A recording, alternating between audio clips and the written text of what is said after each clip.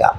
यहाँ लोग जो हवा बना रहे हैं कि राष्ट्रीय जनता दल को उखाड़ कर फेंक देंगे, ऐसे विरोधियों लोग का मैं नोटिस नहीं लेता। ऐसे उखाड़ने वाले बहुत आए गए यहाँ पर। हमारे पास पीएम का चेहरा पे सवाल आप कैसे कर रहे हैं?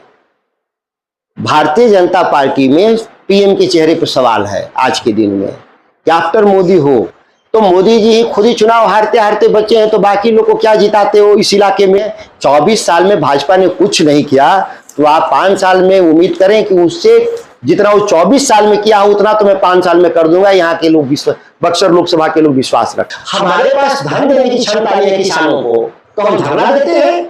धन देने की यदि मेरे अंदर क्षमता पैदा हो जाएगी, धरना बंद हो जाएगा। रामगढ़ विधानसभा का जो सीट है राष्ट्रीय जनता दल का, वो कहीं न कहीं एक ही परिवार के खाते में रही है। ऐसे में इस बार उपचुनाव होने वाले हैं, तो ऐसे में क्या लगता है कि इस बार का जो सीट है इसके खाते में जाना? किसी का समर्थन और किसी का विरोध नीतियों के आधार पर होता है, किसी का समर्थन और विरोध चेहरे के आधार पर नहीं होता। 2024 में क्या हुआ आपके साथ प्रधानमंत्री जी कि 4,80,000 से आप चले आए 1.5 लाख वोट पर आपकी जीत हुई। एक प्रधानमंत्री के बेवकूफी भरा बयान से देश के 30 लाख करोड़ रुपए डूब गए। नमस्कार, आप देख रहे हैं वंदे भारत समाचार। मैं हूं आपके साथ दिलीप चौबे। प्रिय दर्शकों, मेरी उपस्थिति आज हो चुकी है बक्सर के नवनिर्वाचित सांसद सुधाकर सिंह जी के पास। सुधाकर सिंह जी कोई नाम के, कोई परिचय के मोहताज नहीं है। ऐसे में ये फायर ब्रांड नेता के नाम से जाने जाते हैं, किसानों के नेता कहे जाते हैं और अपने बातों को बखूबी बुलंदी तरीके से रखने का काम करते हैं। और कहा जाता है कि ऊपर वाला जब भी देता छप्पड़ फाड़ के। क्योंकि ये शब्द इसलिए मैं बोल रहा हूँ क्योंकि ये विधायक रहे, विधायक के बाद मंत्री रहे, लेकिन ऐसा कहा जाता है कि जनता के हित में इन्होंने मंत्री पद को त्याग दे दिया। और एक बहुत बड़ी बात, क्योंकि वंदे भारत समाचार का कवरेज भी हुआ था और आप सभी दर्शकों को मैंने बताया भी था और मैंने प्रश्न भी पूछा था कि मंत्री पद मिलने के बाद लोग तरह तरह के चीज़ों को लेकर के आते हैं क्षेत्र में, लेकिन आपको मंत्री पद मिलने के बाद आपने उस तमाम जो लाश लश्कर जो था आपके साथ में, सबको आपने वापस कर दिया और समान तरीके से आप जो आपके जो समान तरीके जो बॉडीगार्ड मिले थे उनके साथ आपने वापस अपने गांव आया। तो ऐसे में इनसे तमाम वो प्रश्न रहेंगे, क्योंकि अभी सांसद बन चुके हैं और कहीं ना कहीं विधानसभा में हुंकार भरते थे, लेकिन अब ये सांसद भवन में जाकर के किसानों के मुद्दों को, बक्सर लोकसभा क्षेत्र के विकास को लेकर के क्या कुछ हुंकार भरने वाले हैं, आइए हम डायरेक्ट इनसे बातचीत करने का प्रयास करते हैं। पहले तो बहुत बहुत स्वागत है हमारे वंदे भारत समाचार में। सभी को नमस्कार जी। अब बिल्कुल जैसा कि हमारा पहला प्रश्न है आपसे कि जैसे ही बक्सर लोकसभा क्षेत्र की जनता आपको चुनी है, आप संसद भवन में जाएंगे, तो पहले आप जब आप वहां जाएंगे तो पहले आपकी प्राथमिकता क्या रहेगी विकास को लेकर के बक्सर के? देखिए, जब हम संसद की बात कर रहे हैं जी, तो संसद की जो भूमिका है वो भारत के सभी नागरिकों के लिए है। संसद के भीतर हम लोग जो सवाल खड़ा करेंगे वो भारत के किसानों को फायदा देगा।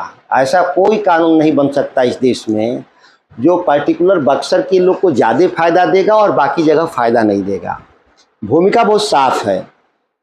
वहाँ की जो स्थानीय जो समस्याएं हैं, वो समस्याएं, जो बिजली की समस्या और पानी की समस्या, ये इसके लिए संसद की आवश्यकता नहीं है।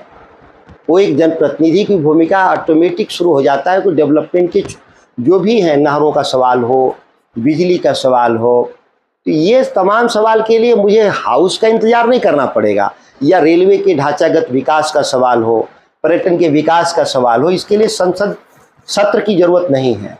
संसद सत्र तो केवल उपयोग होता है नीतिगत विषयों को लेकर के, कानून बनाने को लेकर के कि क्या इस देश में होना चाहिए, जैसे कि सार्वजनिक वित्त, पब्लिक फाइनेंस, किस तरह से हिस्सेदारी का बंटवारा होना चाहिए जो आम आदमी तक, किसानों तक, गरीबों तक पहुँचे।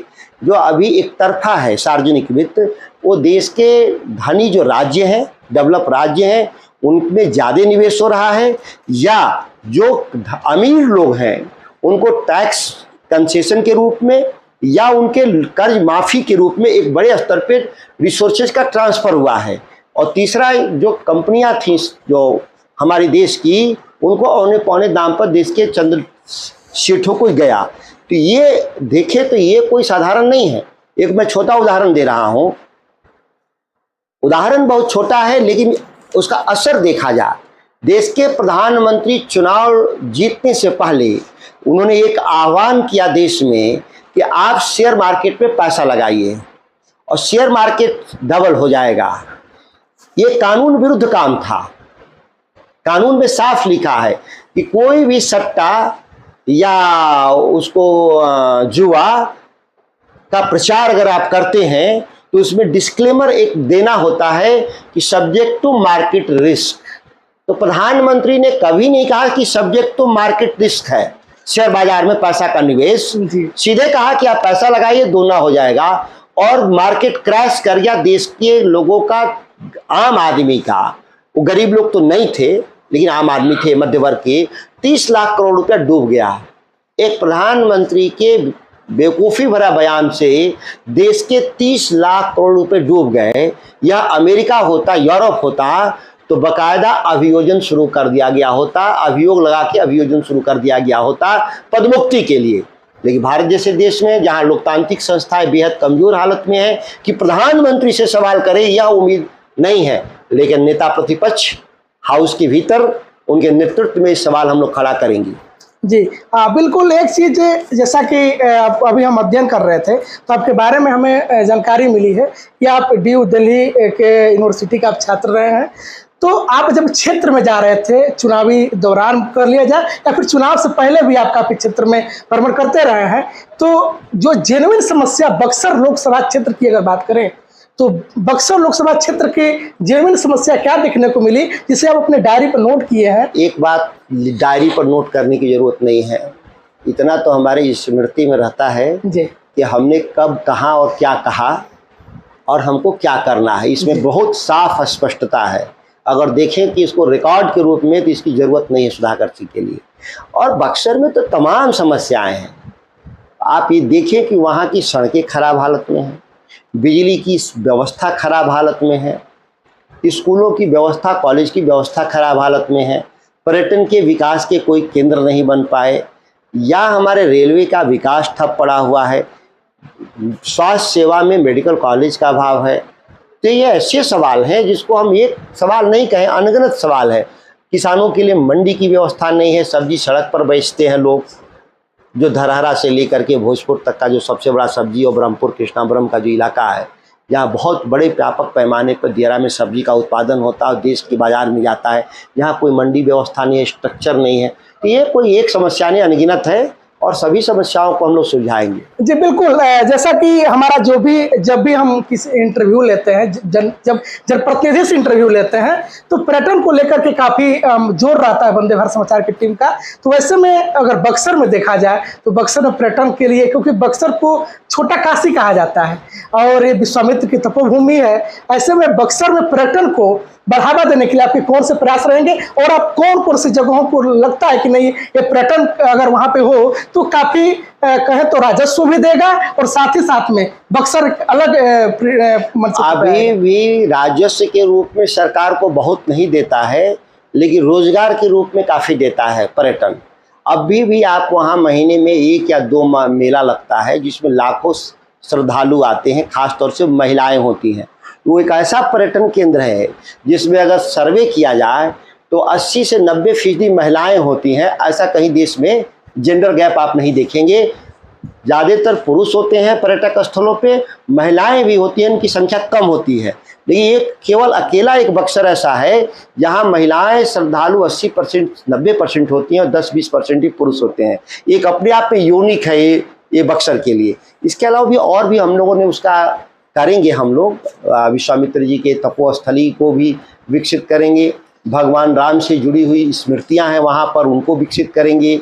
चौसा का युद्ध भूमि रहा है जहां देश की सत्ता पलट हुआ था। शेरशाह सूरी एक बड़े नायक के रूप में उभरे थे, देश के राजा के रूप में।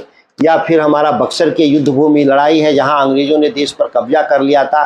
तो पर्यटन की अपार संभावनाएं हैं और उसमें हम लोग बारी बारी से विकसित करेंगे कि उसको थोड़ा व्यवस्थित करें। थोड़ा वक्त लगेगा। फिर गंगा का खुद अपने आप में एक पर्यटन है जहां आप कई तरह की गतिविधियां शुरू कर सकते हैं गंगा में। जी बिल्कुल। हाँ, क्योंकि अभी हम गए थे, वंदे भारत समाचार की टीम गई थी वहाँ पे बक्सर में, और वहाँ पे देखा जा रहा था कि राम रेखा घाट हो गया, या फिर चित्तवन हो गया, या फिर कहा जाए तो शीश महल हो गया, और यहाँ पे जो शमशान घाट है, शमशान घाट पे प्रॉपर वे में शव को जलाने की व्यवस्था नहीं है, और वहाँ पे मनमाने तरीके से लोग पैसे की वसूली करते हैं, जैसा कि जानकारी ग्राउंड रिपोर्टिंग हमारे आया है। तो वैसे में उस पर भी हम आपका ध्यान आकृष्ट कराना चाहेंगे। ये तो आपने प्रश्न, आपका जवाब मिल ही गया हमारे सभी व्यूअरों को, लेकिन साथ ही साथ में संसद जो होती है वो कानून बनाने के लिए अधिकृत होती है। तो ऐसे में आपको क्या लगता है कि वैसे कौन से कानून है जो बनने चाहिए समाज के हित में और देश के हित में? देखिए, यही मेरी व्यापक भूमिका शुरू होती है। असल जो काम है, जो करना चाहिए सांसद को, और जिसमें मेरी रुचि है, कानून बनाने में हस्तक्षेप की ज़रूरत है। मैंने कहा कि ये कानून अभी ज़्यादातर झुका हुआ है अमीरों के पक्ष में। एक, किसानों के लिए न्यूनतम समर्थन मूल्य की गारंटी की कानून बनवाने की हमारी लड़ाई है, जिससे हमारे किसानों की आमदनी बढ़ने में सहायक होगा। दूसरा ये है कि जो बिहार जैसे राज्य में मंडी नहीं है, कानून है, यहाँ मंडी कानून कैसे बने, उसकी भी एक हमको लड़ाई लड़नी है। तीसरा है कि सार्वजनिक वित्त, जो सरकार का जो साधन है, जो जनता टैक्स के रूप में देती है, उसके बंटवारे में विषमता है। जो राज्यों की हिस्सेदारी के बाद केंद्र के पास बचा हुआ जो फंड है, लगभग तकरीबन 48%, 58%, वो पैसा का सही सदुपयोग हो, इसकी भी व्यवस्था हमको देखना होगा। वो ज़्यादातर अमीर राज्यों में ढांचागत परियोजनाओं के नाम पर पैसे निवेश किए जा रहे हैं। जब विशेष पैकेज की बात हुई बिहार को, तो देश के वित्त मंत्री के द्वारा कहा गया कि हम बिहार को 2 लाख करोड़ के आसपास हम पैकेज अभी तक दिए हैं 10 सालों में, जैसे कि 4 लेन कहीं बन गया, कहीं कुछ बन गया, उसको जोड़कर। लेकिन वो गुजरात का हिसाब नहीं दी कि इन 10 सालों में गुजरात में कितने पैसे गए, इन 10 सालों में महाराष्ट्र में केंद्रीय योजनाओं में कितना गया, इसकी चर्चा वो नहीं की। जाहिर है कि अभी भी उस धन का इस्तेमाल जहां ज्यादा गरीबी है वहां पे इस्तेमाल होना चाहिए था, जबकि ये पैसे का इस्तेमाल कर रहे हैं जहां ज्यादा अमीर लोग हैं। यही, इसी बात को बदलना होगा हम लोग को, इसके लिए लड़ाई लड़ेंगे। जी बिल्कुल। क्या लगता है, केंद्र में आपकी सरकार नहीं है, एनडीए की गठबंधन सरकार है, ऐसे में आपको क्या लगता है कि जो विकास की लड़ाई आप लड़ने का काम करेंगे, या फिर कहें तो कानून में बदलाव की जो बात करने की जो बात कर रहे हैं आप? केवल प्रधानमंत्री को मुझे याद दिलाना है एक छोटी सी बात, कि आप 2014 में चुनाव लड़े, 2019 में लड़े बनारस से, तो आपको लोगों ने बड़े प्यार से व्यापक वोट से चुनाव जिताने का काम किया। 2024 में क्या हुआ आपके साथ प्रधानमंत्री जी, कि 4,80,000 से आप चले आए, 1.5 लाख वोट पर आपकी जीत हुई, 3,30,000 वोट आपका गायब हो गया। ये साधारण बात नहीं है प्रधानमंत्री जी। अपने कार्यप्रणाली में अगर झांक के देखेंगे तो ग्रामीण सेक्टर में चुनाव हारे हैं, पूरे बक्सर के वाराणसी के सराउंडिंग में जो ग्रामीण क्षेत्रों में चुनाव हारे हैं, शहर में जाके जीते हैं। तो इनकी जो नीति है वो शहर केंद्रित है, वो शहरों को ही विकसित करना चाहते हैं, गांवों को बर्बाद कर रहे हैं, और उसका खामियाजा भोगे हैं राजस्थान से लेकर बिहार तक। ग्रामीण अंचलों में जहां किसानों का प्रभुत्व है, वहां चुनाव लगातार हार गए हैं लोग। जी, सुधाकर सिंह जी को विकास के जो कार्य हैं, क्या लगता है कि सरकार नहीं रहने से उसमें कुछ कमी देखने को मिलेगी, या फिर कहीं ना कहीं समस्याएं आएंगी? कोई समस्या आएगी तो उसका सुलझाना हमारा काम है, और तुलनात्मक रूप से पहले वालों के मुकाबले हम 5 गुना ज़्यादा काम करेंगे, हमारे लिए वो समस्या नहीं है। जी, आपके लोकसभा क्षेत्र में 3 जिला लगते हैं, कैमूर, रोहतास और बक्सर। क्या लगता है कि तीनों जिला में जो आपको चुन करके संसद भवन तक भेजे हैं, उनके समस्याएं अगर रहती है तो आप तीनों जिला के अधिकारियों से बात करने का काम करेंगे? एक सांसद देश के किसी भी अधिकारी से बात करने में सक्षम होता है। ये नीचे के अधिकारी तो ऐसे ही, हम तो एमएलए थे तो भी बात होती थी, और नहीं थे तो भी बात होती थी। वो लोग बात करेंगे मेरे से, अधिकारी पदाधिकारी खुद ही बात करते हैं, हम लोगों से सलाह लेते हैं कि क्या हमको बेहतर करने के लिए क्या करना चाहिए। जी, एक किसान में एक भाषण हो रहा था आपका भभुआ के लिच्छवी भवन में, वहां पे आपके द्वारा बोला गया था कि अगर अधिकारी नहीं मानते हैं तो आप उनको जूता चप्पल की माला पहना सकते हैं। तो ऐसे में आपको क्या लगता है कि वो अफसरशाही बड़ी है या फिर अफसरशाही? तो बिहार में जो चुनाव हुआ, रिजल्ट आया है, आप देखिए सासाराम लोकसभा का हिस्सा है भभुआ, या हम लोग बक्सर में है, या एक पूरे शाहाबाद में 4 सीट, या हम सोन को पार कर जाएं तो मगध का हमारा 3 सीट, 7 सीट में बीजेपी कंटिन्यूअस हारी है। तो ये बात जाहिर है कि जो मैंने कहा तो सच कहा था। तो जनता ने तो नीतीश कुमार के ही गले में माला पहना दी, हार की माला पहना दिया, हारने की माला पहना दिया। कारण क्या मानते हैं आप, बीजेपी का शाहबाज से सुपड़ा साफ हो जाता है? देखिए, बीजेपी का तो कोई मसला ही नहीं है, यहाँ पे कोई बीजेपी का एमपी कोई काम नहीं करता है। देश के मोदी के नाम पे वोट पड़ता था लोगों को, तो मोदी जी ही खुद ही चुनाव हारते हारते बचे हैं, तो बाकी लोग को क्या जिताते हो इस इलाके में। दुर्गावती में एक आपका सभा हो रहा था, उसमें आपके भाषण सुना गया था, वो रिकॉर्डेड हुई है, कि उसमें आपके द्वारा बोला गया था कि ये सरकारें बहुत दिन तक नहीं चल पाएंगी, ये सरकारें बस कुछ ही दिनों के बाद गिर जाएगी। तो ऐसे में क्या मानते हैं आप कि अगर महागठबंधन की सरकार बनती है तो फिर पीएम का चेहरा कौन? हमारे पास पीएम का चेहरा पे सवाल आप कैसे कर रहे हैं? भारतीय जनता पार्टी में पीएम के चेहरे पे सवाल है आज के दिन में कि आफ्टर मोदी हो, 75 साल पूरा कर चुके हैं। नरेंद्र मोदी ने ही बेंचमार्क बनाया था कि 75 साल के बाद लोग रिटायर कर जाएंगे राजनीति में। उनको क्या बोलते हैं, मार्गदर्शक मंडल बना दिए थे। जीते जी अटल बिहारी वाजपेयी, एल के आडवाणी और मुरली मनोहर जोशी मार्गदर्शक मंडल में भेज दिए गए थे। मोदी जी तो 75 साल पूरा कर गए, अब तो मार्गदर्शक मंडल में जाने वाले हैं। उनके बाद कौन, ये सवाल हमसे पूछिए।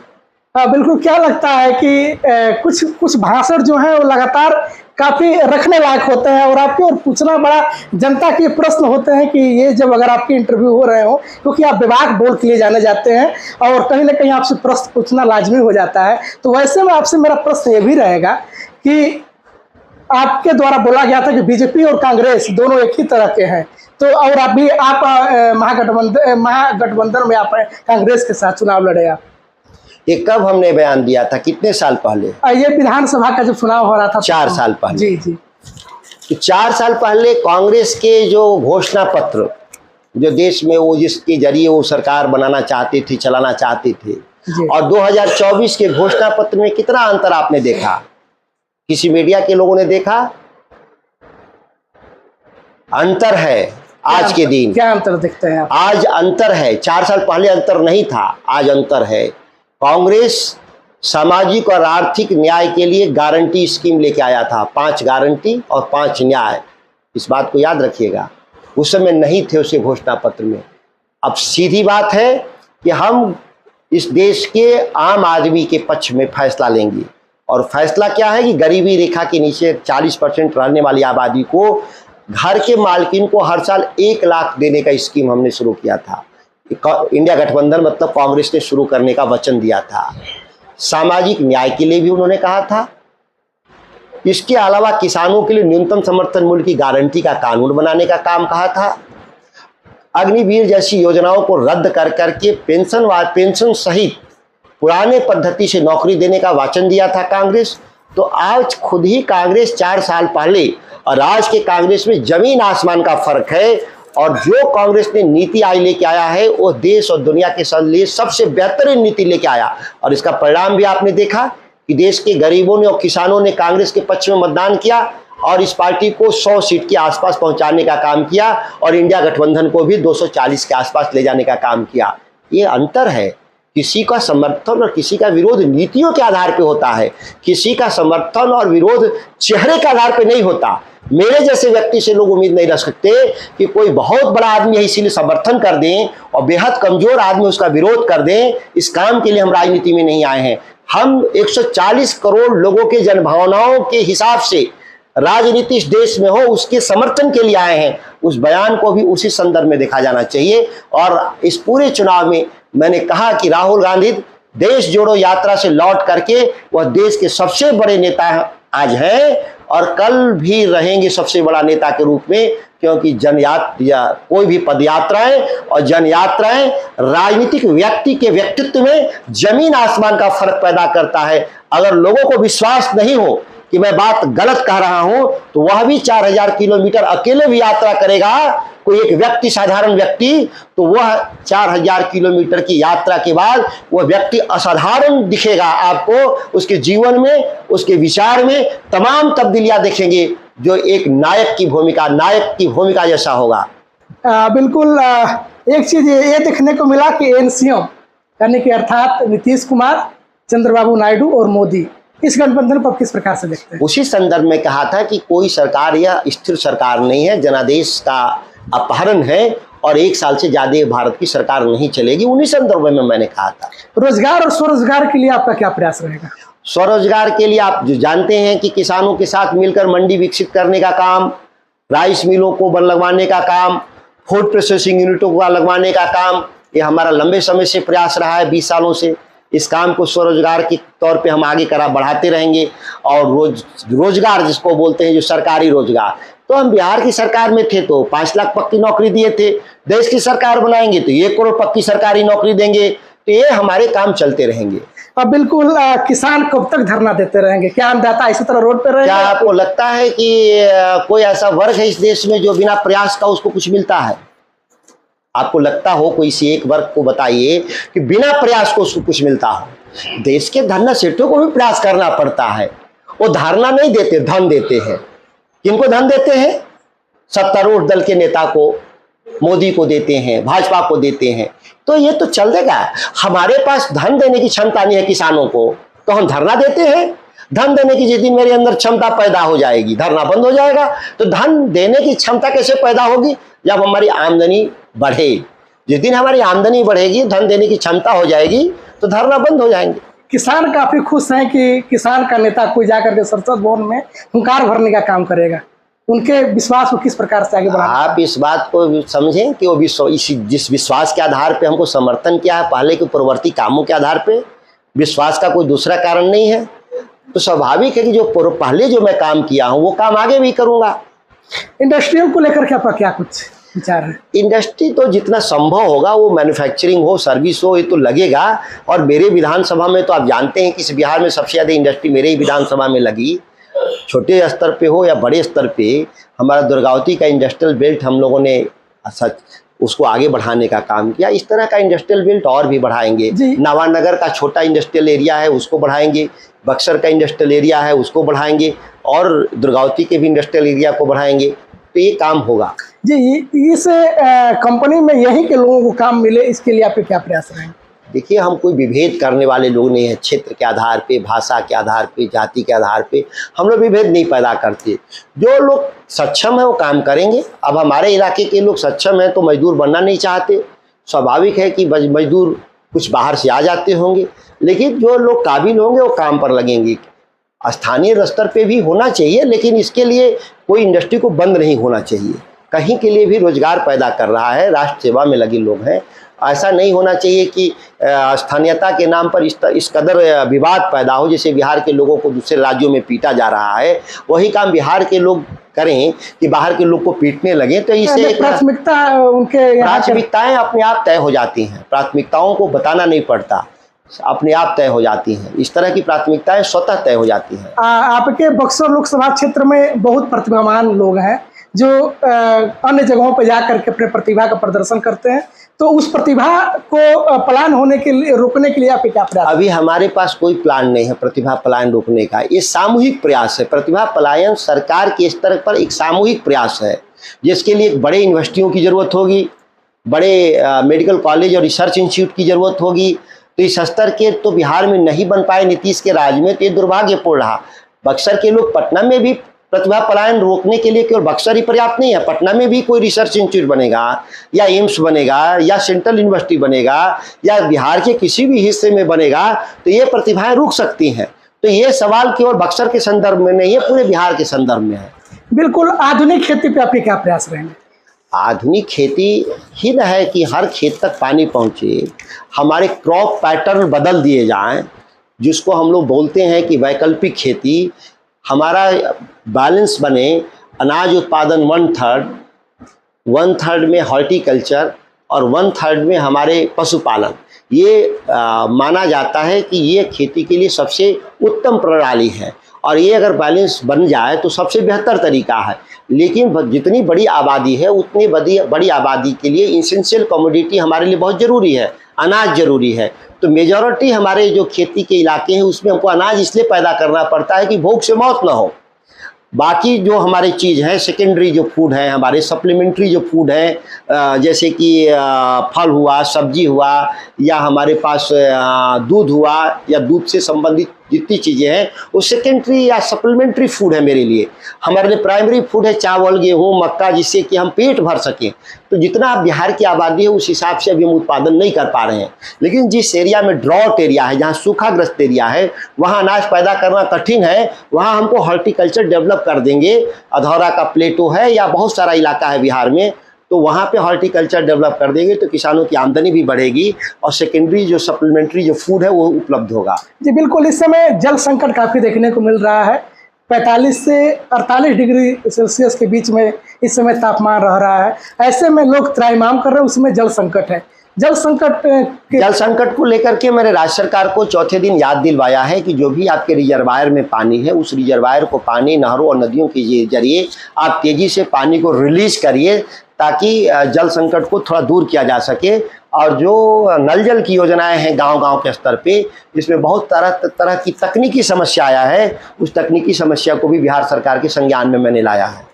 बिल्कुल, एक प्रश्न और, क्योंकि जैसे ही हमने पोस्ट डाला कि मैं सुधाकर सिंह जी का इंटरव्यू लेने जा रहा हूं, तो उसमें से एक प्रश्न ये भी लोग बोले कि रामगढ़ विधानसभा का जो सीट है राष्ट्रीय जनता दल का, वो कहीं ना कहीं एक ही परिवार के खाते में रही है।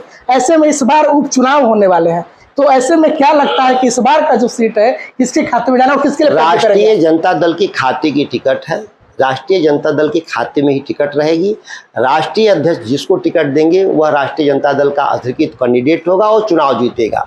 यहाँ लोग जो हवा बना रहे हैं कि राष्ट्रीय जनता दल को उखाड़ कर फेंक देंगे, ऐसे विरोधियों लोग का मैं नोटिस नहीं लेता। ऐसे उखाड़ने वाले बहुत आए गए यहाँ पर।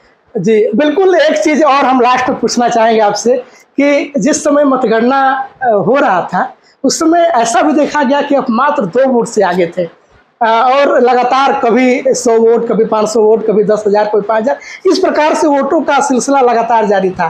तो आपको क्या लगता था उस समय कि आपकी क्या परिकल्पना? एक तकनीकी समस्या था वेबसाइट पर लोड करने में। निश्चित तौर पर शुरुआती 5 राउंड जो शहरी क्षेत्र खुले थे उनमें, जैसे कि बक्सर शहर हुआ, डुमराव शहर हुआ, कुआत शहर हुआ, 3 इलाकों में बूथों के खुलने में शहरी क्षेत्रों में हम 5 राउंड तक कुछ वोटों से पीछे थे। लेकिन मैं करीब 3-4 हज़ार से कभी ज़्यादा पीछे नहीं गया था। लेकिन 5 राउंड के बाद तो मैं लीड कर गया, तो अंतिम 26 राउंड तक लीड करते रहा और मुझे हारने का तो कोई सवाल ही नहीं था। हमारे इंडिया ब्लॉक का वोट कुछ कट गया था, हमारे कुछ वोट बसपा की तरफ चले गए काफ़ी संख्या में। आप देखें तुलनात्मक रूप से तो पहले बसपा 80,000 वोट पाता था बक्सर में, इस बार वो 1,15,000 वोट पाया। जबकि मेरे बगल की सीटों पे बसपा घटा है, केवल हमारे बक्सर में बसपा बढ़ा है। तो कुछ वोट मेरा इंडिया ब्लॉक का वो चला गया था बीएसपी की तरफ, जिसके चलते थोड़ी परेशानी हुई, अन्यथा हम पहले ही राउंड से लीड कर जाते। बिल्कुल, जितने दर्शक देख रहे हैं उन दर्शकों से क्या कुछ कहना चाहेंगे? जितने बक्सर लोकसभा क्षेत्र के लोग देख रहे हैं या फिर कहें तो वंदे भारत समाचार के जितने व्यूअर देख रहे हैं, उनको क्या कुछ आपका लास्ट में चलते चलते कहना? मैं एक ही चीज़ कहूँगा कि धैर्य रखें और विश्वास रखें। मैं 5 सालों में बड़े स्तर पे बदलाव लाऊंगा। मेरे पास जहाँ तक दृष्टिकोण का सवाल है तो फेसबुक आईडी पर जाइएगा तो लगभग हमारे 500 भाषण के करीब हमारे लोड हैं और उन विस्तार से विषयों पर हमने रखा है किस तरीके से हम बदलाव लाएंगे।